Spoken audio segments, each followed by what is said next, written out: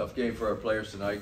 Came out and played pretty well defensively in the first half until the 7-minute mark. We had that lead and gave up some threes and fouled 3-point shooters, a couple of them, 3 of them to be exact. But we battled and just unfortunately, as well as we played defensively at times tonight, we just did not play very well offensively with our shot making and our finishing around the rim. We just couldn't get a lot of easy baskets, and unfortunately got outplayed in certain areas tonight, and take the blame for that. Why have the ends of first halves been so tough for your team? The ends of first halves? Yeah. Well, sometimes the whole game is tough. You know, I'm not sure about the ends of first halves. I haven't really tracked that as far as you know. Sometimes the beginning of the second half is tough. Sometimes the beginning of the game, and so you know, we look at it as a 40-minute game.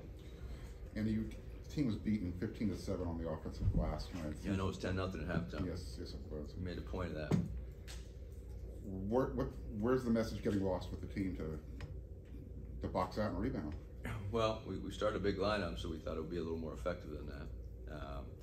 As I said, we held them to 35% from the field for the game, 28 in the second half, and started out the game very well, mixed the zone and man up, and had a little trouble rebounding out of the zone. Some of those long shots they missed, but then they hurt us on the offensive glass, and Bona was put a lot of pressure on us, and if he didn't get the ball, he was creating sometimes 2 of us blocking him out.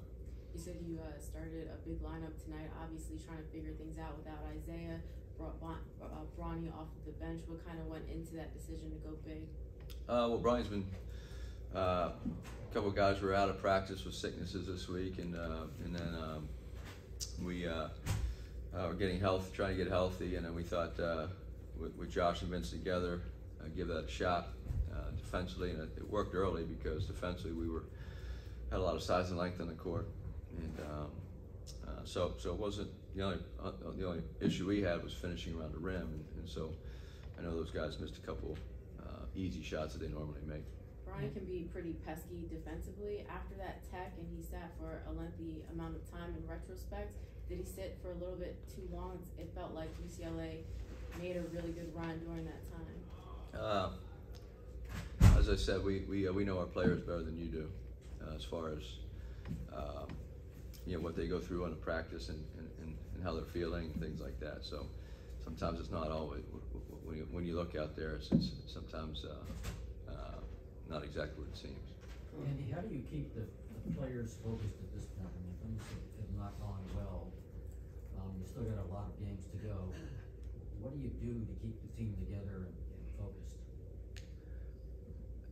Keep them focused, is that what you said? Yeah, focused and the team. Well, they're college basketball players. We've had a lot of setbacks, but everybody, this is what they play for. So they were focused tonight. They came out and they played well in the first half and had energy, and we went on that.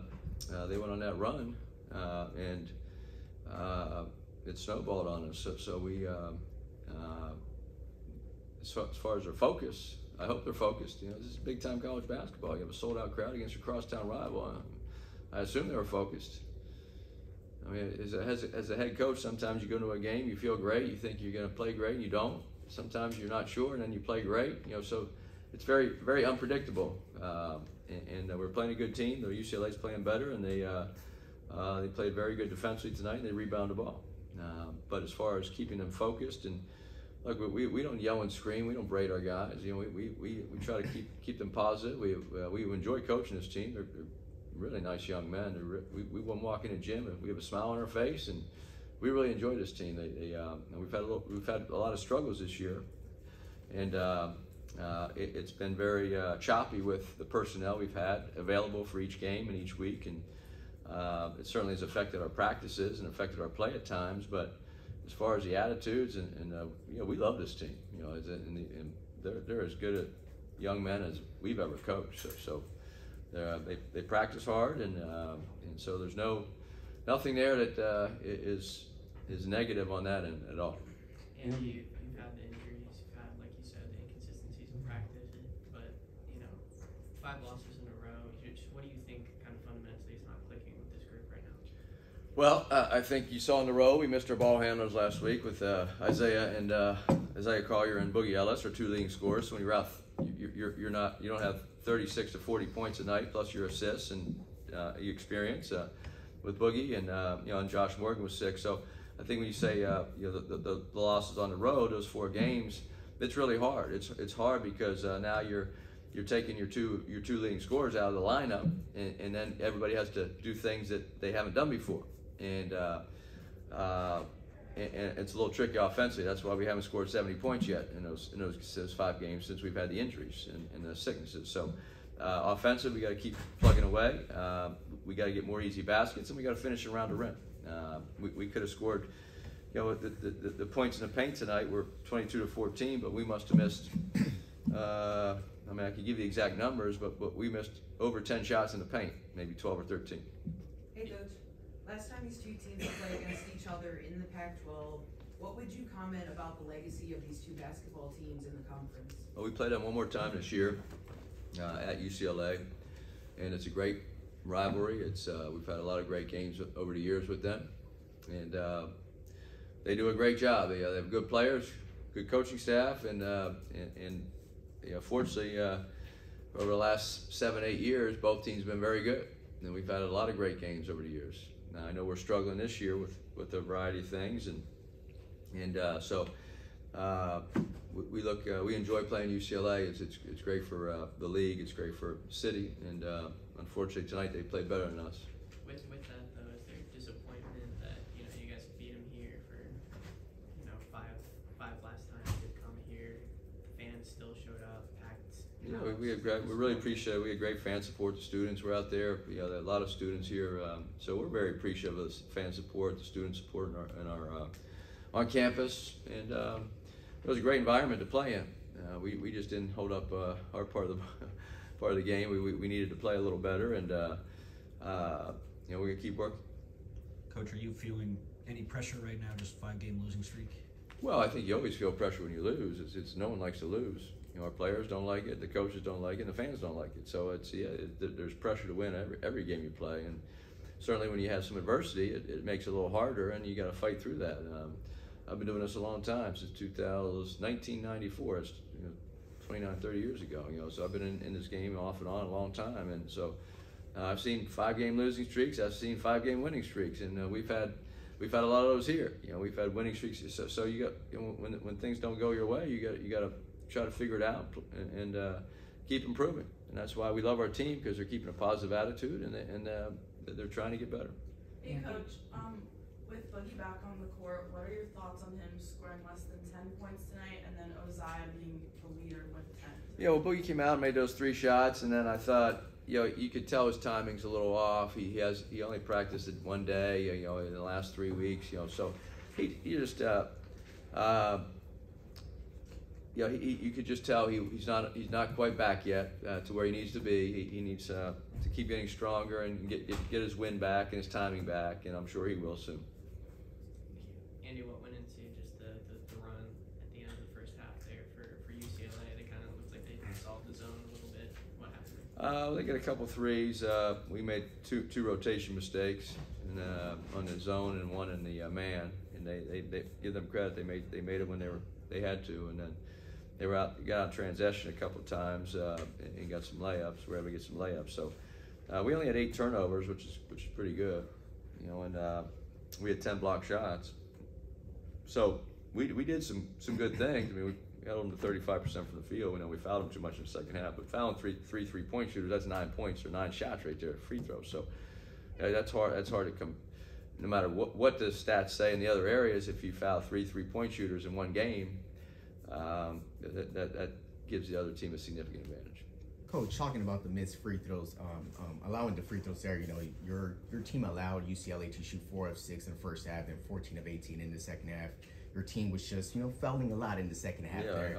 And what kind of message can you give your team, like moving forward, so they can try to play without fouling there? Well, you got to play with your feet, not your hands, and then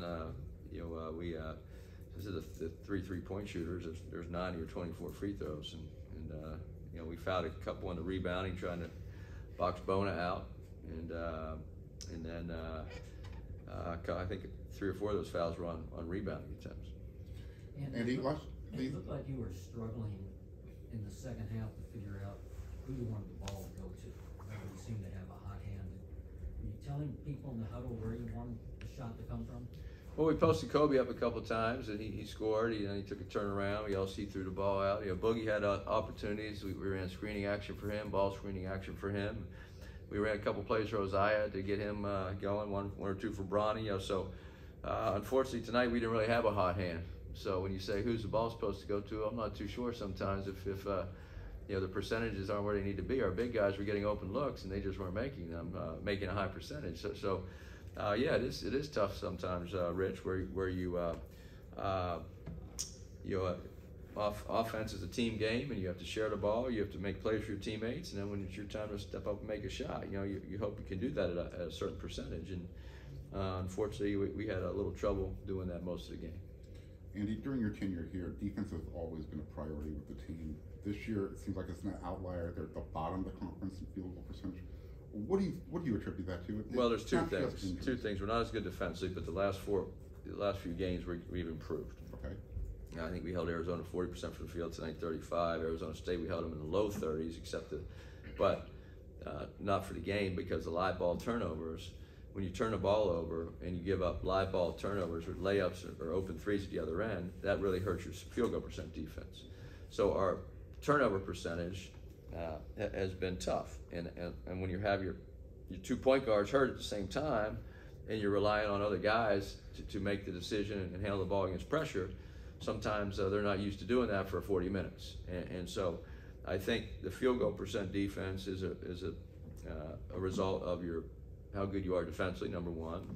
And then number two, if your live ball turnovers lead to open layups and open threes, that crushes your field goal percent defense, just because if they get 15, 20 points in a game on layups, those are easy shots. That's 10 for 10 from the field, and that adds up against your defense. So I think we made improvements defensively in the last couple of weeks. We had 8 turnovers tonight, but we turned the ball over on the road, in the last road trip without Isaiah and Boogie against that pressure. So guys have to keep getting better with that.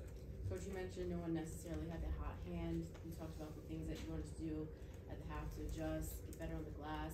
When you have a game like this in the locker room, is there one player or a few that, even though they might not be having their best game, but they're still the vocal leaders of this team?